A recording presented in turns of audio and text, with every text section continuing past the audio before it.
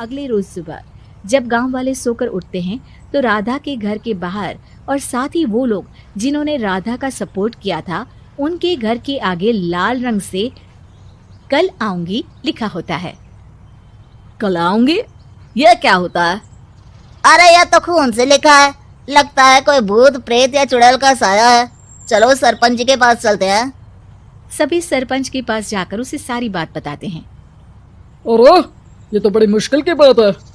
चलो मैं एक बाबा को जानता हूँ, उन्हें बुला लेता हूँ। सरपंच बाबा को लेकर गांव के घर के बाहर जाता है। ओहो, तो ये वो चुड़ैल है जो उन लोगों को निशाना बनाते हैं जो गांव को बदलने का सपना देखते हैं। वो गांव को ऐसे ही संपन्न देखना चाहती है। वो नहीं चाहती कि कोई बाहरी यहाँ का कायाकल्प करे। क्या तुम लोगों में से किसी ने गांव को बदलने की सोच रखी है? तभी राधा की माँ रोते रोते आती है। मेरी राधा घर से गायब हो गई है। अरे कोई तो बचाओ, मेरी बच्ची कहाँ गई?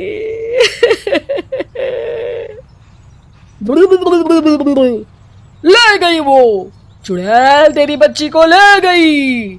अब वो उसे श्रापित करके छोड़ेगी, उस पर चुड़ैल का साया हो जाएगा।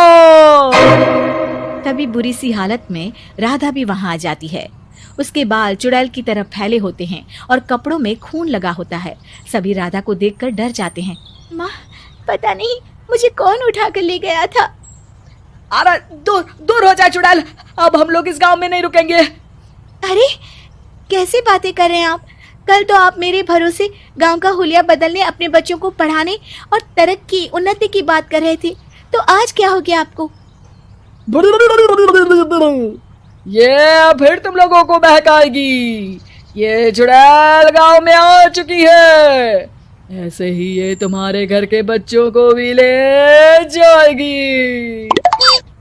गांव वाले राधा को गांव से बाहर निकाल देते हैं। उसके माँ बाप रोते रहते हैं लेकिन गांव वाले नहीं मानते। मैं भी अपनी बहन के साथ गांव के बाहर रहूंगा, लेकिन वो पढ़ाई नहीं छोड़ेगी। वहीं सरपंच के घर पर सलाहकार कहता है। देखा, सांप भी मर गया और लाठी भी नहीं टूटी। लेकिन अगले ही दिन सरपंच के घर के बाहर भी वही शब्द लिखे होते हैं और फिर सरपंच की बीवी कहती है, हमारी बेटी को किसी ने अगवा कर लिया है। तभी राधा का भाई वहां आ जाता है।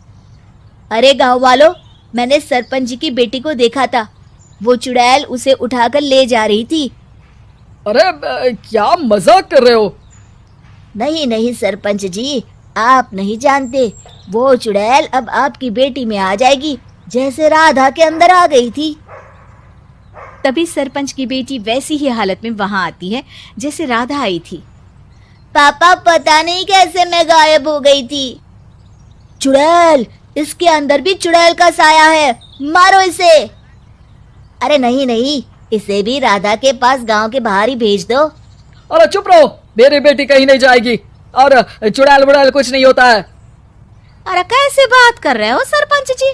आप तो बोल रहे थे कि आपका फैसला भगवान का ज्ञान होता है, तो अपने पर बात आई तो अब आप ऐसे बोल रहे हैं। अरे ना ना ना, आपको अपनी बेटी को त्यागना ही होगा। अरे बुलाओ बाबा को। राधा का भाई बाबा को ले आता है, जिसे अब गांव वालों के डर के कारण सच बोलना पड़ता है। मैं कोई बाबा नहीं हूँ, मैं तो मोची था। ये सलाहकार महोदय ने मुझे कहा था एक्टिंग करने को। अब वो मुझे पैसे देने वाले हैं। अब मुझे माफ कर दो। गलती हो गई, मुझे माफ कर दो। तभी वहां राधा आ जाती है।